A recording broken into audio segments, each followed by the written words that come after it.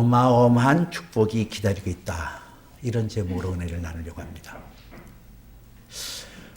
오늘 이 요한계시록 강해를 하게 되어지면 27번째이거든요.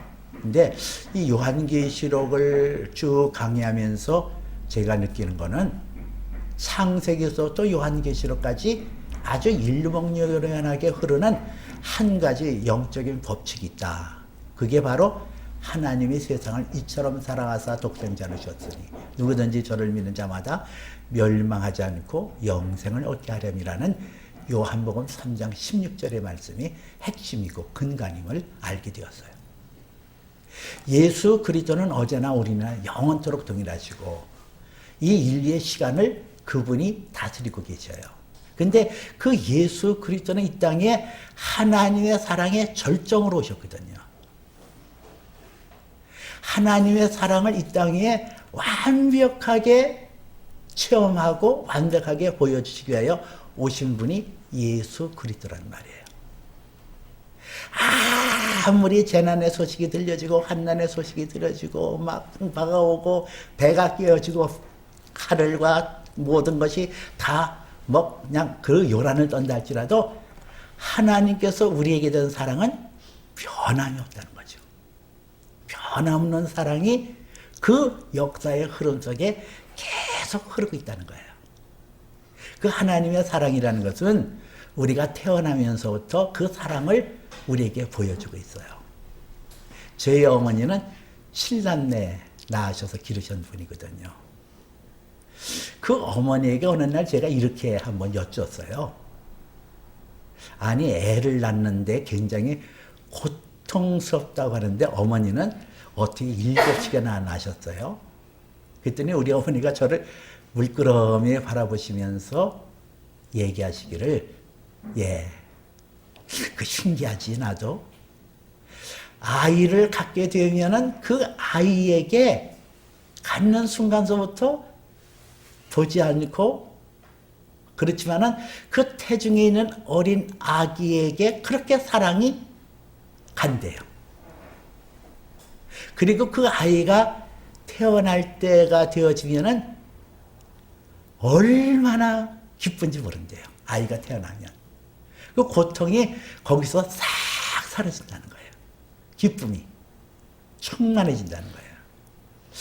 그 어머니의 그 얘기를 오늘날까지 제가 기억하면서 우리 어머니가 7남매를 위하여 그렇게 헌신하고 어려운 환경을 이겨나갔던 것도 그 어린아이 하나하나에 대한 사랑으로 잉태하였고 사랑으로 출산했던 그 감격과 기쁨이었겠다. 그런 생각을 했어요. 어머니의 사랑. 아이를 잉태하는 순간부터 그 어린아이에게 대한 사랑을 본능적으로 전적으로 사랑하다가 그 어린아이가 태어났을 때는 이루 말할 수 없는 기쁨으로 감격하고 그것이 평생을 따라다녔다는 거. 그 모성애를 하나님께서 우리에게 주셨는데 그 모성애를 주신 하나님도 그러시리라고 봐요. 우리가 예수를 믿어 하나님의 자녀라고 일컬음 받을 때 영접하는 자, 곧 그 이름을 믿는 자들에게는 하나님의 자녀가 되는 권세를 주느니라 그랬잖아요. 우리가 하나님의 자녀가 되는 그 순간에 하나님께서는 저와 여러분을 하나님의 품 안에 품어주시고 우리를 지극히 사랑하신다. 저는 그렇게 믿어요. 또 아들 예수 그리스도가 십자가에 못 박혀서 그 엄청난 고난과 고통과 그 모든 것을 통하여 우리를 하나님 나라에 속하는 생명체로 거듭나게 하시고 그 생명체로 낳았거든요. 오늘날 내가 너를 낳았도다. 그 감격과 그 기쁨이 하나님께도 있었으리라고 저는 믿어요. 이 신앙이라는 것은 하나님의 사랑을 인정하는 거거든요. 그리고 그 사랑을 기반으로 해서 우리가 믿음에 흔들림이 없는 거예요. 어느 날 제가 가슴에 성령에 충만해서 하나님을 뜨겁게 사랑하고 싶었어요. 그래서 하나님 앞에 이렇게 고백했습니다. 하나님, 나는 하나님 앞에 마음을 다하고 성품을 다하고 뜻을 다하고 목숨을 다하여 하나님을 사랑하기를 원하는데 어떻게 하는 것이 하나님을 사랑하는 거예요? 나는 그렇게 사랑하고 싶은데 말로만 사랑합니다, 사랑합니다 그런 게 아니라 실제적으로 구체적으로 하나님을 어떻게 사랑하는 거라고 여겨야 돼요. 알려주세요. 여러분은 어떻게 하나님을 사랑하세요? 어떤 마음을 가지고 나의 마음을 다하고 성품을 다하고 뜻을 다하고 목숨을 다하여 그 하나님을 사랑합니까? 저는 진지하게 그렇게 하나님 구했거든요. 그럴 때 성령을 통하여 제게 하나님께서 분명히 말씀했어요. 내가 너를 마음을 다하고 성품을 다하고 뜻을 다하고 목숨을 다하여 너를 사랑하는 것을 내가 믿냐? 하나님이 나를 그렇게 사랑한다는 거예요. 하나님께서 그 마음과 성품과 뜻을 다하고 목숨을 다하여 나를 지극히 사랑한다는 거예요. 그거를 믿는 거.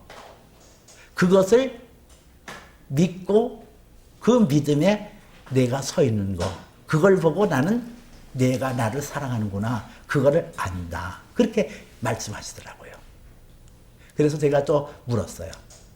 하나님, 또 여호와를 기뻐하라 그리하면 저가 내 마음의 소원을 이루어 주시리로다 했는데 하나님을 내가 기쁘게 해드리고 싶어요. 나는 하나님을 참 기쁘게 해드리고 싶거든요.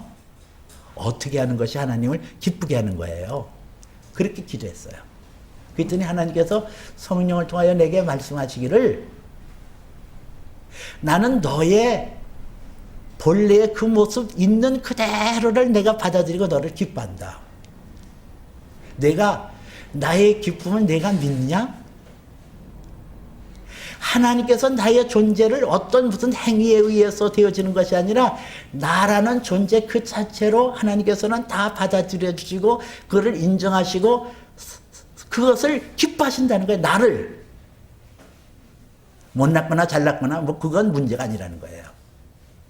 크거나 적거나 문제도 아니고 어떤 지위의 고하도 아니고 너의 있는 그대로를 나는 받아들였고 그것으로 인하여 나는 기뻐한다. 존재 자체로. 그거를 믿는 거. 그게 하나님을 기쁘게 하는 거다. 결론은 뭐예요? 믿음이라는 거예요. 하나님이 나를 지극히 사랑한다는 걸 믿고 그 존재 그 자체를 받아들이는 그 하나님의 사랑을 내가 믿음을 가질 때 하나님을 사랑하는 거고 하나님을 기쁘게 하는 거라더라고요.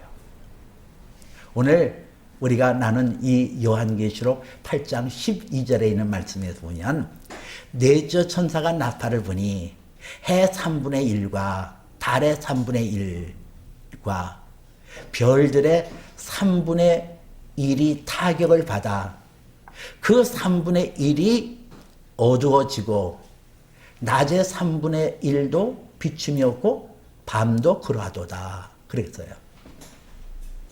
여기 넷째 천사가 나팔을 부니 이 나팔을 분다. 이 나팔을 분다는 것은 전쟁이 날 때의 경고의 사인으로 나타나는 것이 나팔이에요. 그러나 희년이 되어지면 종살이했던 사람들이 종의 멍에를 벗어버리고 재산을 잃어버렸던 사람이 기업을 되찾게 하는 그 희년이 되면 속죄일 7월 1일 날 그 나팔을 뿡 불어서 희년, 기쁨의 해가 되어졌다는 것을 선언하는 것이 나팔이거든요. 이 나팔은 우리의 영혼을 살리고 우리에게 기쁨을 주게 하는 소식이에요. 성경에 나타나는 나팔 부는 것은. 그리고 고린도 신약성경 고린도전서 15장 51절 52절 말씀해 보니까 그런 말씀이 나와요. 또 내가 너에게 비밀을 말하노니 다 잠잘 것이 아니라 마지막 나팔에 너희가 순식간에 호련히 변화되어 나팔 소리가 나매 죽은 자들이 썩지 아니할 것으로 다시 살겠고 우리도 변화되리라. 그런 말씀이 나와요. 이 고린도전서 15장에서 호령과 천사장과 나팔소리로 예수 그리스도께서 이 땅에 오실 때에 그 나팔소리가 들려지며 죽은 자들이 다시 썩어지지 아니하는 것으로 다시 살아나며 그랬거든요. 이 나팔소리가 뭘 의미해요? 살아난다는 거예요. 하나님의 사랑이 실제화되어진다는 거예요. 하나님의 사랑이 우리 안에서 썩어서 문드러지는 그것이 실제화되어서 그 사랑의 역사가 나타나고 사랑의 놀라운 권능이 나타나고 엄청난 변화가 일어난다는 거죠. 그 요한계시록에 나타나는 그 모든 그냥 땅이 어떻게 되고 바다가 어떻게 되고 이런 얘기 나오잖아요. 오늘 말씀도 해의 3분의 1, 달의 3분의 1, 별들의 3분의 1이 그 3분의 1이 어두워졌다. 타격을 받아. 근데 우리가 이 세상에 살 때 개인으로 살 때도 해와 달과 별들이 어두워지는 그런 경험을 할 때가 간혹가다 있거든요. 소망이 끊어지고 답답해지고 앞을 봐도 뒤를 봐도 낮에도 밤에도 조금만치도 소망이 없는 그런 경우를 당한다는 거예요. 그럴 때 우리는 오늘 여기 성경에 보면 타격을 받아 이런 단어가 나와요. 해 3분의 1과 달 3분의 1과 별들의 3분의 1이 타격을 받아 그 3분의 1이 어두워졌더니 그러잖아요. 근데 여기서 타격을 받아 우리는 자꾸 원인을 캐려고 그래요. 왜 하늘에 별이 빛을 잃고 달이 빛을 잃고 해가 빛을 잃었을까? 과학자들도 왜 그런 현상이 일어날까? 근데 오늘 여기 성경에서는 타격을 받아 그랬지 그 원인에 대해서는 얘기하지 않거든요. 우리가 기억해야 될 것이 있어요. 자꾸 우리는 원인을 찾아요. 내가 왜 이렇게 됐지? 왜 이렇게 됐지? 원인을 찾는 게 아니라 사실에 들어가자는 얘기예요. 사실. 팩트. 그 사실이 뭐예요? 하나님의 사랑은 여전하고 그 사랑은 온전하게 우리에게 빛으로 나타나게 우리에게 역사하신다. 그거를 믿어야 되는 거 아니에요. 진리 가운데 들어가야 되는 거 아니에요. 이 진리 되신 예수 그리스도께서 요한복음 1장 9절에 보니까 참빛 그가 세상에 왔으니 각 사람에게 비치는 빛이라고 말씀해요. 예수 그리스도가 빛이거든요. 근데 그 예수 그리스도는 사실이에요. 진실이에요. 진리예요. 그 빛을 잃을 때 어떤 현상이 일어나요? 이 빛에는 세 가지 요소가 있잖아요. 하나는 분별할 수 있는 어둠과 밝음의 구별이 되어지고 진리와 거짓이 무엇인지를 알 수가 있고 그 빛에는 열이라는 게 있어요. 그래서 열을 통해서 우리가 하나님을 사랑하는 뜨거운 열정이 생기기도 하고 이웃을 사랑할 수 있는 열정이 생겨요. 그리고 이 빛은 소적 역할을 하잖아요. 악한 것을 방비해주고 악한 것을 불태우는. 그래서 우리를 하여금 건강하게 만들고 온전하게 만들고 이것이 팩트 아니에요? 그 원인을 찾느라고 시간을 허비하고 원인을 찾느라고 머리를 막 굴리는 것이 아니라 진리 대신 예수 그리스도는 어제나 오늘이나 영원토록 동일하시고 그분은 지금도 나를 사랑하고 계신다. 그 아들을 아끼지 아니하시고 보내시니까 이 모든 것을 우리에게 주시지 않겠냐 하신 것대로 그 아들과 더불어 하늘과 땅의 모든 것을 주시는 그 하나님을 우리가 인정하고 그 사랑을 받아들이는 거. 아주 이게 중요하잖아요. 이것은 지난날에도 그렇고 현재도 그렇고 앞으로도 당할 것에 대하여 우리가 인식을 해야 될 것이 그거예요. 어떤 여건과 환경 속에서도 하나님의 사랑은 변함이 없다. 그 사랑은 내게 미치고 있고 그 사랑은 언제든지 나를 지켜보아 하신다. 오늘 13절에 또 내가 보고 들으니 공중에 독수리가 날개치면서 외쳐 이르기, 큰 소리로 외쳐 이르기를, 이 땅에 사는 자들에게 화가 있으리라 하니, 이는 새 천사가 나팔 부는 것이 남아 있음이러라 하더라. 그런 말이 나와요. 여기서 보니까 요한이 또 내가 보고 들으니 공중에 날아가는 독수리가 큰 소리로 외쳐 이르되, 이러잖아요. 큰 그 독수리를 얘기하고 있어요. 이 독수리의 의미가 뭘까요? 이 독수리는 공중에 날아다니는 새라고 그랬어요. 가장 빠른 속도로 나르는 새가 독수리고, 그리고 가장 광범위하게 날아다니는 새가 독수리예요. 그 독수리가 큰 소리로 외쳐 이르되 화가 이 땅에 사는 자들에게 있을 것이라고 얘기하잖아요. 그거는 앞으로 임할 화근, 새 천사가 나팔을 불 때 나타난 현상들, 재앙을 말하거든요. 그 독수리가 의미하는 바가 뭘까? 오늘 이 마지막 때가 되어지면, 주님이 오실 때가 되어지면은 이 엄청난 화가 임할 것임을 말씀하고 있어요. 근데 왜 하필 독수리라고 말할까? 그 독수리가 큰 소리로 외쳐 이르되, 이것은 이 미래의 현상을 요한에게 가르쳐주고 보연달지라도 이해를 못해요. 아니, 요한이 살았을 때 2000년 전에 공중에 전파가 있고 텔레비가 있고, 그래서 텔레비전에서 중계를 하게 되온 세계에 있는 모든 그 TV를 통해서 알려진다, 그걸 보여준다 할지라도 알 수 있었을까요? 몰라요. 그러니까 공중에 날아다니는 독수리의 비유는 오늘날 공중에서 전파에 의해서 우리에게 소식을 전하는 그것임을 알 수가 있단 말이에요. 그러면 이 마지막 때가 되어지면은 이 세상에 임할 재앙에 대하여 그냥 매스컴을 통해서 온 상지 사방에 다 전파될 거라고요. 벌써도 나오잖아요. 무슨 이 팬데믹 현상이 여기서 그치는 것이 아니라 이것보다 더 엄청난 그런 재앙이 올 거다. 뭐 지진이 생길 거다. 쓰나미가 올 거다. 그런 엄청난 재앙에 대하여 계속 매스컴에서 그냥 쉬지 않고 우리에게 얘기하잖아요. 뭐 핵전쟁이 일어날 거다. 그걸 말하고 있거든요.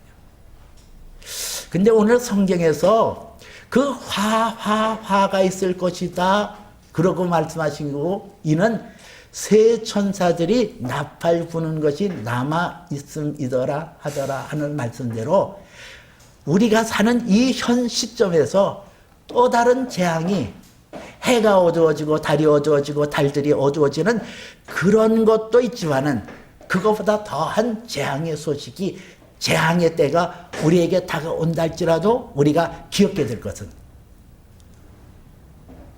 하나님의 사랑이 여전하다.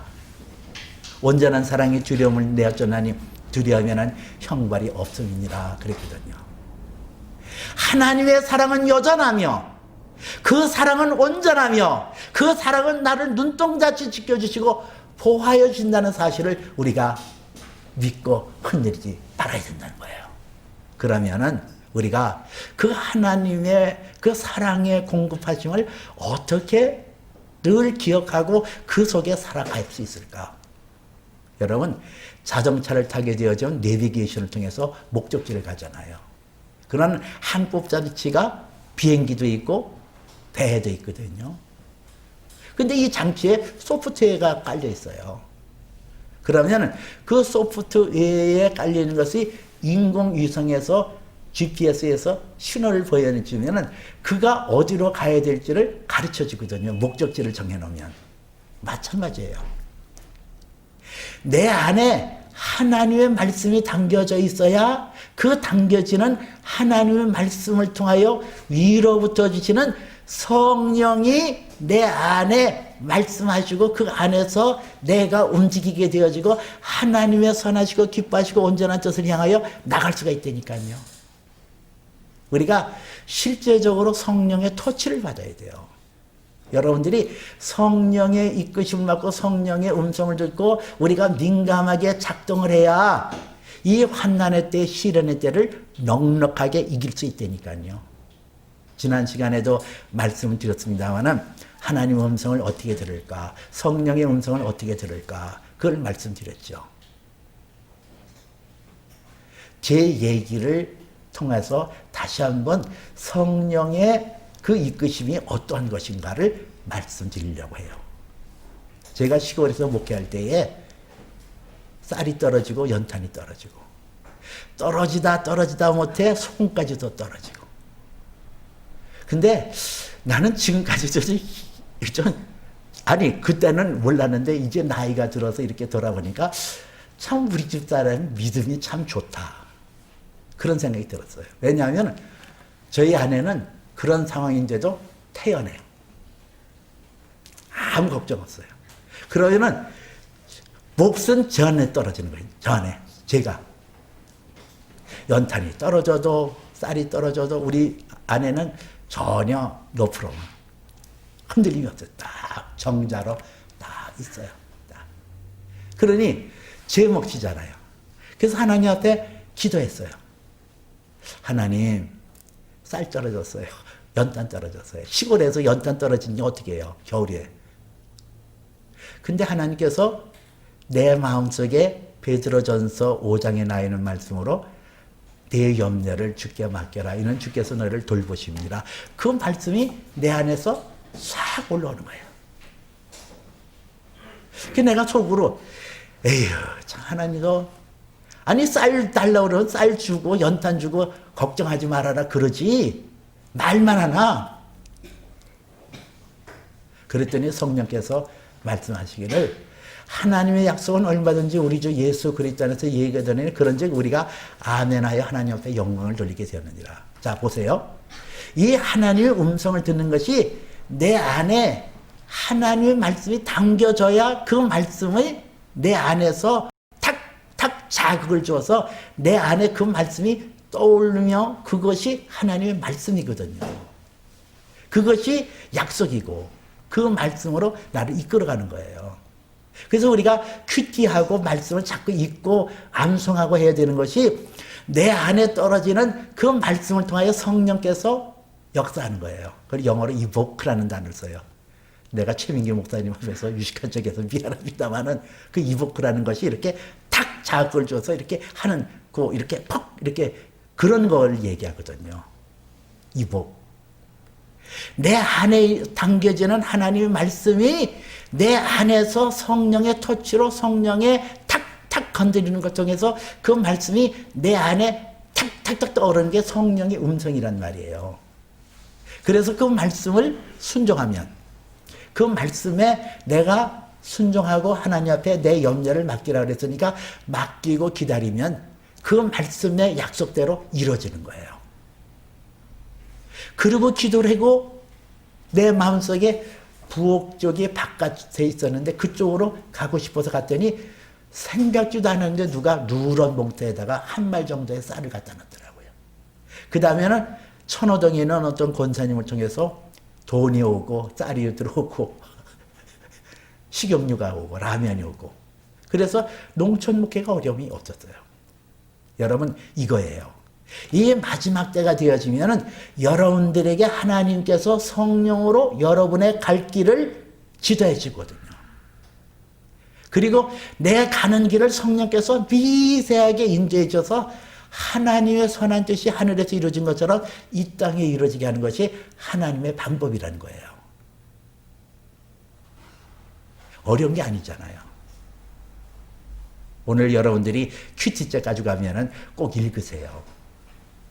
읽고 묵상하고 외우려고 그러고 그럴 때 그 말씀이 성령에 의하여 내 안에 리마인드, 내 안에서 그 말씀이 기억나게 하고 그 말씀에 내가 끌려가서 믿음으로 나가게 되어지거든요. 여러분 이렇게 성령의 이끄심을 쫓아서 가는 것이 왜 중요한가? 하나님께서는 우리에게 어마어마한 축복을 예비하셨어요. 여러분들이 상상을 초월하는 어마어마하고 놀라운 것을 준비하셨거든요. 아니, 그 아들을 아끼지 않고 보내셨는데요. 아들 예수 그리스도의 생명이 우리 안에 있는데요. 근데 그 아들 예수는 하늘에 있는 것이나 땅에 있는 것이나 땅 아래에 있는 것들이 다 그 이름 앞에 무릎을 꿇고 주라 신하게 하신 것이 예수님인데, 그 예수님의 생명이 내 안에 있단 말이에요. 그래서 우리가 하나님 나라에 이르게 되어질 때 하나님께서는 우리에게 엄청난 축복을 예비하셔요. 그것이 어디 나와요? 누가복음 19장에 보니까 문화에 비해 그런 게 나와요. 누가복음 19장 17절에 보니까 무슨 말이 나오냐면은 주인이 종에게 이르되 착하도다, 착한 종이요, 내가 지극히 작은 일에 충성하였으니 너는 열 고을의 권세를 차지하라. 그런 말씀이 있어요. 여기에 열 고을이라고 그랬잖아요. 우리가 하나님 나라 갈 때 북변동만한 그것을 주어도 우리가 옳다구나 땡이라고 생각할 거 아니에요. 근데 여기서 고을이라는 단어가 그런 마을 정도가 아니라 헬라어 원문에 보니까 폴리스라는 단어가 나와요. 폴리스. 많이 들어보셨죠? 이 폴리스라는 것은 도시국가, 국가라는 얘기예요. 여러분들이 하나님 앞에서 작은 일에 충성할 때 하나님께서는 우리에게 하늘에서 폴리스, 고을을 우리에게 주시는데, 그 고을이 어떤 건가? 국가라고 그랬잖아요. 저는 종종 하늘의 별들을 바라보면서 저 별은 나의 별, 저 별은 나의 별, 그러고 쉴 때가 있어요. 그 별들이 그냥 밤하늘을 비추기 위해서 그렇게 은가루처럼 있는 걸까요? 아니에요. 새하늘과 새 땅이 펼쳐질 때 저와 여러분들이 다스려야 될 그 어마어마한 나라가 거기에 형성되고 있다는 거예요. 그래서 모르겠어요. 남자들은 그게 막 흥분이 되고 그냥 10골 막 그냥 하게 되지만 10개의 행성을 내가 누릴 수 있고 그래서 나는 야 그런데 여자분들은 어떤 느낌을 가질까? 그까지 가져서 뭐해? 그렇게 생각해요? 10개의 행성을 가져서 그거를 다스릴 수 있는 권세를 준다 했는데 그 권세 받아서 뭐해? 그러니까 아직까지 그거는 내가 모르겠어요. 언젠가는 한번 물어보고 싶어요. 그런데 하나님께서 내가 지극히 작은 일에 충성하였으니 너는 10고을의 권세를 차지하라. 그 말씀 속에서 저는 하늘의 행성들이 어떤 사람은 5개, 어떤 사람은 10개 무한대로 주시리라 저는 기대를 해요. 그거 생각하면 가슴이 막 벅찰러요. 아, 하나님 나라에 이르게 되면 내 별은 몇 개가 될까? 어린 왕자에 나오는 그 허수의 별이 아니라 실제적으로 구체적인 그 별들이 우리에게 상급으로 주어질 거예요. 근데 오늘 성경 이 누가복음 19장에서 내가 지극히 작은 것에 충성하였으니 큰 것에 충성한 게 아니래요. 무슨 산을 옮길 만한 어떤 믿음과 무슨 이런 그런 것을 통해서 그 충성이라 얘기하지 않고 내가 지극히 작은 것에 충성하였으니 그러잖아요. 이 지극히 작은 것이 뭘까요? 사실을 사실대로 받아들이는 거예요.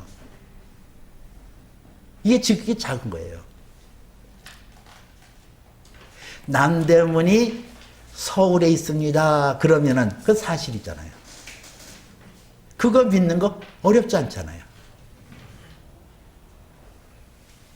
남대문이 뉴욕에 있습니다. 그건 비진리예요. 그러나 남대문이 서울에 있습니다 하는 것은 진리예요. 그거 받아들이는 것은 여러분 어려워요? 아니잖아요. 진리를 진리로 받아들이는 거, 이게 지극히 작은 것에 충성하는 거라니까요. 그게 뭐죠? 하나님은 사랑이다. 하나님은 어제나 오늘이나 영원토록 동일하셔서 그 사랑이 내게 나타나고 있다. 산이 흔들리고 바다가 흉하고 해와 달이 어두워지고 빛을 잃다 할지라도 하나님의 사랑은 여전하고 그 사랑은 빈틈이 없고 그 사랑은 온전하며 내 영혼을 지배하고 내 삶을 지배하고 있다. 이건 사실이에요. 비진리가 아니에요. 실제예요. 그거를 믿음으로 받아들이는 거. 그게 뭐라고요? 지극히 작은 것에 충성하는 거예요. 어려워요? 여러분, 이 믿음이라는 세계가 어렵지 않거든요. 내 생각과 내 판단에 의해서 이게 무슨 하나님의 사랑이야, 그런 것 때문에 어렵지. 내 것을 부인하고 내 것을 깨트리고 회개하고 돌이켜서 하나님, 이게 사랑입니다. 해와 달과 별이 어두워진다 할지라도 나는 하나님의 사랑을 믿습니다. 그 하나님의 사랑은 철저합니다. 이것을 믿는 거, 이게 지극히 작은 것에 충성하는 거예요. 이 충성을 여러분과 저에게 요구하셔요. 지금도. 마태복음 7장 12절에 남에게 대접받고자 하는 대로 남을 대접하라. 이것이 선지자의 율법이니라 그러잖아요. 하나님이 나를 사랑하시는데 나의 마음을 다하고 하나님께서 그 마음을 다하고 성품을 다하고 뜻을 다하고 목숨을 다해 나를 사랑하셨다니까요. 하나님이 나 하나 사랑하는데 그렇게 사랑했는데요. 이걸 믿는 거. 그래서 그 믿음이 내 안에 들어오니까 내 안에서 성령에 충만하여 그 하나님을 사랑하되 마음을 다하고 성품을 다하고 뜻을 다하여 목숨을 다하여 하나님을 지극히 사랑하는 거. 이게 믿음. 이게 작은 일에 충성하는 거예요.